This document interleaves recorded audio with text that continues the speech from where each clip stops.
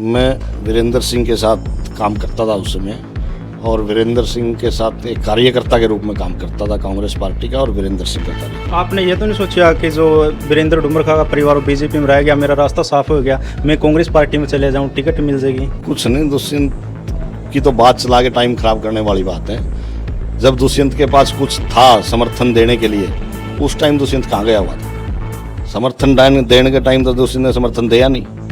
लेकिन आज तो ये सारे ड्रामे हैं, ये तो सिर्फ लोगों के बीच में घुसने के लिए बयानबाजी कर रहे हैं कि लोगों की थोड़ी बहुत सहानुभूति हो जाए।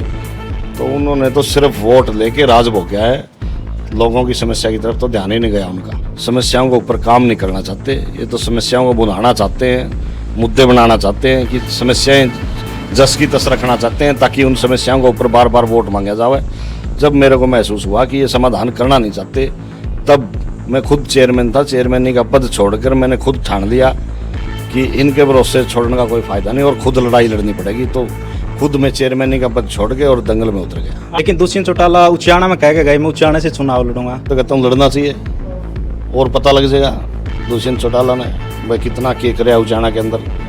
अभी कुछ दिन पहले तो लोगों ने उसका नतीजा दिखा दिया, विधानसभा में और अच्छी तरीके पता लग जाएगा। सारे दर्शकों ने राम राम, मैं मंजीत कोथ आज गोगड़िया गांव में है और उचाना कई बात करा वोट सीट है।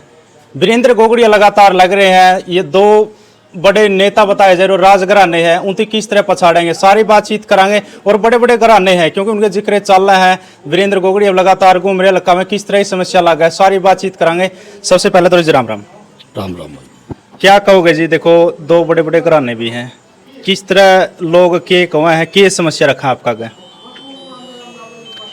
ऐसा है, जहाँ तक बात घरानों की है तो घराना लोकतंत्र में कोई बड़ा नहीं होता। लोकतंत्र में जिसके साथ जनता है वो बड़ा है। निश्चित रूप से घराना बड़ा हो सकता है, लेकिन नेता जिसके साथ जनता का आशीर्वाद है, नेता वो बड़ा है। बिल्कुल। और जहाँ तक समस्याओं की बात है तो समस्याओं का तो उचाना हल्का के अंदर अंबार लगा हुआ है भाई। जहाँ भी जाते हैं सिर से और पैर से और सिर तक समस्याएं हैं। चाहे वो नहरी पानी की समस्या हो, चाहे पीने के पानी की समस्या हो, चाहे इस हल्के के अंदर एजुकेशन की समस्या हो, स्वास्थ्य संबंधी समस्या हो, तो समस्याओं की तरफ तो किसी ने ध्यान ही नहीं दिया। यहाँ तक तो आज तक जिन भी परिवारों ने राज किया है उचाना के अंदर, तो उन्होंने तो सिर्फ वोट लेके राज भोगा है, लोगों की समस्या की तरफ तो ध्यान ही नहीं गया उनका। आपने राजघरानों की बात करी है, अगर आपकी बात करें लगभग 24 साल के करीब आपने हो गए जो कांग्रेस पार्टी ज्वाइन करे। लेकिन आप उस टाइम भी तो थे जिस समय वीरेंद्र डुमरखा इस पार्टी में थे, तो उस समय भी तो देखी होगी समस्या। उस समय क्या कुछ रहा फिर आपका?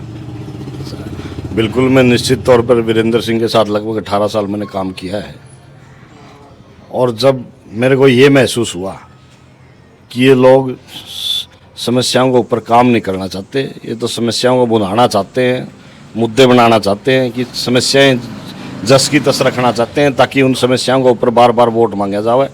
जब मेरे को महसूस हुआ कि ये समाधान करना नहीं चाहते, तब मैं खुद चेयरमैन था, चेयरमैनी का पद छोड़कर मैंने खुद ठान लिया कि इनके भरोसे छोड़ने का कोई फायदा नहीं और खुद लड़ाई लड़नी पड़ेगी। तो खुद मैं चेयरमैनी का पद छोड़ के और दंगल में उतर गया। आपके सामने कोई आई ऐसी समस्या, मतलब वो समस्या करने से मना करी हो, किसी तरह का भेदभाव कराया गया हो, जो आप बता रहे हो कि मैं न देखे इस तरह? हाँ बिल्कुल आई, निश्चित तौर पर आई।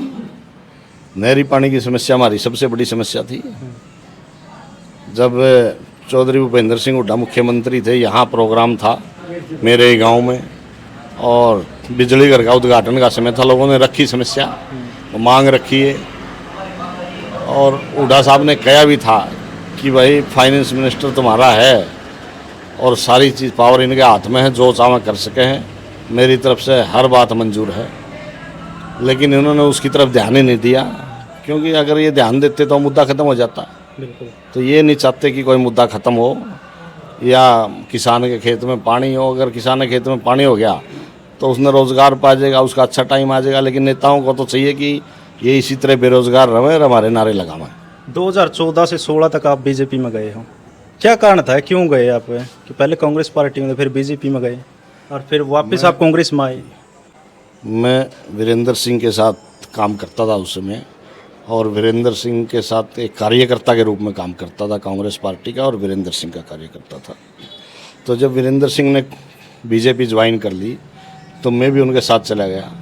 लेकिन जब मैंने देखा कि भारतीय जनता पार्टी की जो पॉलिसियाँ हैं वो ना तो गरीब आदमी के हक की हैं, ना किसान के हक की हैं, ना मजदूर के हक की हैं, ना व्यापारी के हक की हैं। वो तो बड़े बड़े उद्योगपति हैं 8-10 इस देश के अंदर, उन्हीं के लिए पॉलिसियाँ बनती हैं। जब नज़दीक से देखा कि हम बीजेपी में रह के ना तो किसी समस्या का समाधान कर पाएंगे और ना कोई बेरोज़गारी पे काम कर पाएंगे, तो फिर मैंने ठाणा में खुद चेयरमैन था उस टाइम, लेकिन मैंने चेयरमैनी से रिज़ाइन करके और वापस कांग्रेस पार्टी ज्वाइन कर ली। आपने ये तो नहीं सोचा कि जो वीरेंद्र डुमरखा का परिवार बीजेपी में रह गया, मेरा रास्ता साफ हो गया, मैं कांग्रेस पार्टी में चले जाऊं, टिकट मिल जाएगी, कुछ इस तरह तो नहीं सोचा? ऐसा कुछ नहीं था उस समय तक। उसमें खुद चेयरमैन था, एक पद पे बैठा था मैं, और लगभग 2.5-3 साल मेरे चेयरमैनी के रह रहे थे। अगर वो स्वार्थ होता तो मैं चेयरमैन नहीं था, क्यों छोड़ता चेयरमैनी को। लेकिन वो चेयरमैनी का कोई स्वार्थ नहीं था, ना कोई टिकट का लालच था, सिर्फ एक मन में कसक थी कि कुछ अलग करके दिखाना है, इसलिए। और जो भारतीय जनता पार्टी की पॉलिसियाँ थी वो मेरे को पसंद नहीं आई, क्योंकि वो लोगों की हित की पॉलिसी नहीं थी। भारतीय जनता पार्टी सिर्फ लोगों को धर्म के नाम पे, जात पात के नाम पे, इन्हीं बातों में उलझा के रखना चाहती थी। लेकिन ये मेरे को मंजूर नहीं था, इसलिए मैंने भारतीय जनता पार्टी से रिजाइन किया था। गोगड़िया साहब, अगर बात करा डुमरखा परिवार अगर उचाना हल्के की टिकट ले है कांग्रेस पार्टी से, तो फिर आपका क्या स्टैंड रहेगा? आप निर्दलीय लड़ोगे या उनके समर्थन में उतरोगे, प्रचार प्रसार करोगे उनके लिए? अभी इस बात पे कुछ कहना जल्दबाजी होगी। ना तो यही कि फाइनल है कि डुमरखा परिवार ही टिकट लेगा। अब की बार राहुल गांधी ने और कांग्रेस पार्टी ने एक निर्णय ले रखा है, जो भी मेरिट पे आएगा उसी को टिकट मिलेगी। जैसे लोकसभा के अंदर मेरिट के आधार पर टिकटें दी गई हैं, लोगों की जो मांग होगी, जिसको लोग पसंद करते होंगे, उस आदमी को टिकट मिलेगी। तो अभी तो ये कहना जल्दबाजी होगी कि उस आदमी को टिकट मिलेगी। मैं मानता हूँ निश्चित तौर पर कांग्रेस पार्टी की टिकट मेरे को मिलेगी। एक दुष्यंत चौटाला बयान चलेगा गोगड़े साहब कि राज्यसभा का चुनाव आप लड़िए, अगर हम आपके साथ में हैं, इस पे क्या कहोगे? भाई हम समर्थन देंगे, दुष्यंत चौटाला बयान चलेगा। कुछ नहीं, दुष्यंत की तो बात चला के टाइम खराब करने वाली बात है। जब दुष्यंत के पास कुछ था समर्थन देने के लिए, उस टाइम दुष्यंत कहाँ गया हुआ था? समर्थन देने के टाइम तो दुष्यंत ने समर्थन दिया नहीं। लेकिन आज तो ये सारे ड्रामे हैं, ये तो सिर्फ लोगों के बीच में घुसने के लिए बयानबाजी कर रहे हैं कि लोगों की थोड़ी बहुत सहानुभूति हो जाए।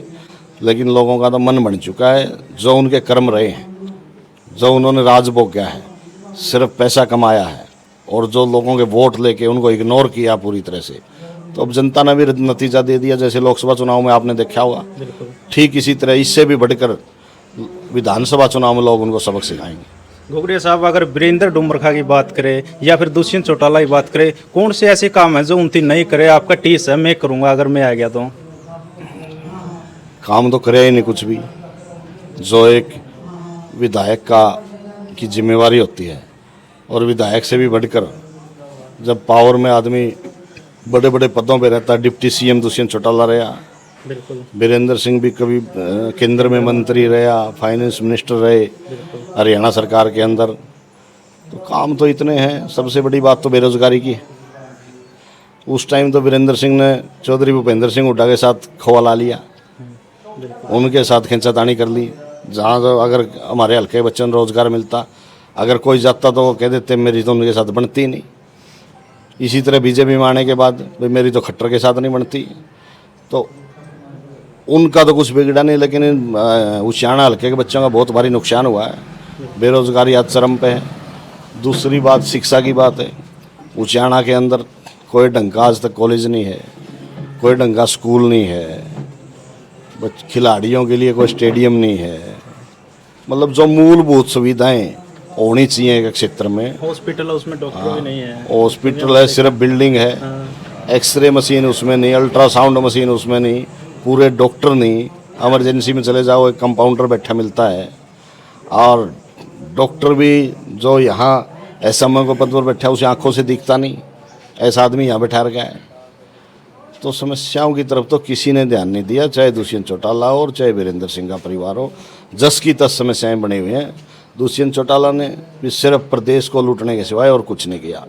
लोगों की तरफ तो उनका ध्यान ही नहीं गया बिल्कुल भी।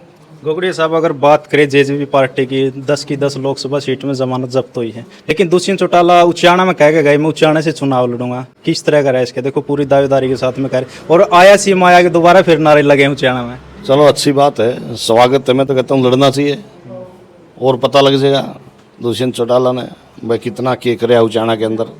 अभी कुछ दिन पहले तो लोगों ने उसका नतीजा दिखा दिया, विधानसभा में और अच्छी तरीके पता लग जाएगा भाई कितने काम कर रखे हैं, उसका रिजल्ट उनके सामने आ जाएगा। तो मैं तो स्वागत करता हूँ, लड़ना चाहिए, छोड़ के भाजना ही चाहिए दुष्यंत चौटाला ने। तो आप हल्के का दौरा करें लगातार, किस तरह का समर्थन मिल रहा है आपको? ऐसा है, मैंने अपना एक अभियान चलाया है जिसमें हर गांव में हर घर पे दस्तक दे रहे हैं हम, डोर टू डोर अभियान है। सबसे पहले तो लोकसभा में जो लोगों ने हमारे इंडिया गठबंधन के प्रत्याशी की जो मदद करी है, जो भारी बहुमत से उचाना के अंदर जितवा कर जयप्रकाश जी को संसद में भेजा है, सबसे पहले तो उनका गांव में जाकर उनके लिए धन्यवाद करते हैं। और उसके बाद फिर मैं अपने लिए लोगों से समर्थन मांगता हूं कि आने वाले समय में कांग्रेस पार्टी का आशीर्वाद मिला और लोगों का आशीर्वाद मिला तो विधानसभा चुनाव लड़ूंगा। इसके लिए मैं लोगों से डोर टू डोर जाके अपील कर रहा हूँ कि भाई मेरी मदद करो। पिछले काफ़ी लंबे समय से मैं भी लोगों के बीच में संघर्ष कर रहा हूँ और अब शायद समय आ गया वो कि लोगों का भी अब मन है और मुझे लगता है मेरी पार्टी भी मुझे ज़रूर मौका देगी। गोगड़िया साहब, आप लोगों के पास जा रहे हो, एक वीरेंद्र डुमरखा और दुष्यंत चौटाला के बारे में क्या कहा है? इस तरह क्या हुआ है? पूरे उचाना हल्का ने बिल्कुल अपना मन बना रखा है कि अब की बार निश्चित तौर पर बदलाव करेंगे और उचाना हल्के के प्रत्येक वोटर का ये मन है कि अब की बार नए आदमी को जितवा करके विधानसभा के अंदर भेजेंगे। धन्यवाद गोगड़िया साहब। धन्यवाद। तो ये थे हमारे साथ विजेंद्र गोगड़िया जी, और बातचीत करिए वीरेंद्र गोगड़िया जी, बातचीत करिए कि कुछ समस्या है, क्योंकि बड़े बड़े कदार नेता रह लिए, डिप्टी सीएम दुष्यंत चौटाला भी रह लिए, लेकिन किस तरह के काम हुए, किस तरह के होने चाहिए थे, सारी समस्या पर बात करी है। तो आपका क्या कुछ मानना है, एक सभ्य कमेंट के जरिए अपनी राय रखनी। तब तक के लिए जय हिंद, वंदे मातरम।